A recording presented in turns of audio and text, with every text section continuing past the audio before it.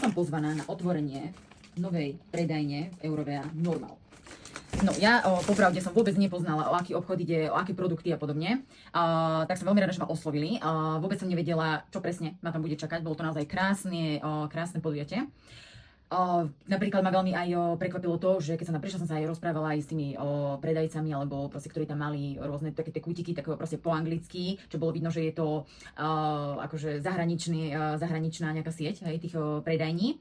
A nemala som čas si to nejako scrollovať, riešiť, že čo hovorím, dobre, asi to tak akurát malo byť, lebo ma akurát oslovila, bol to v deň, lebo je to v Bratislave, čo je, ja som vlastne z Ružomberka, a bolo to presne v ten deň odletu na dovolenku do Egypta. Bolo to večer. Čiže vy ste už možno tieto unboxingy niekde videli. Ja už sama neviem, čo som si aj vybrala, čo som aj dostala, takže nepozerala som to, nemala som čas, lebo hneď odtiaľ sme utekali na letisko. Tak poďme na to si pozrieť, ako prvé, čo som si ja vybrala. Čiže tu mám aj, čo som si nakúpila. Táto taška venotí 69 €. No, tieto, neviem, či to poznáte, tieto Technic, tam bola vlastne tiež ochutnávka, ale tieto som dostala ako darček. Čiže takéto, že chipsticky, baking tray, čiže bolo veľmi chutné a sú rôzne, hej, čiže veľmi pikantné a podobne. Takže to som kúpil kumínku a podobne. No, ja keď aj líčim a chodíme líčiť, tak som chcela vyskúšať aj takéto trsy, takže budem to skúšať aj na sebe a aj na klientkách, tak som zvedavá, aké budú. No, potom veľa proste influencerov alebo ľudí, čo im na internete tak skúšajú rôzne aj masky, tak vyskúšam ich aj ja. Tak som zvedavá, dám vám vedieť. Kľudne mi napíšte vy, čo z týchto produktov ste vyskúšali, či sú dobré. Zobrala som si ďalšiu masku, mám veľmi rada, a exfoliačnú masku na nohy, lebo po dovolenke vieme, aké sú petičky. Vyskúšala som aj tieto na All Skin, pleťové obrúsky, to sa vždy hodí, keď sa cestuje. Toto bol prezent na telefón.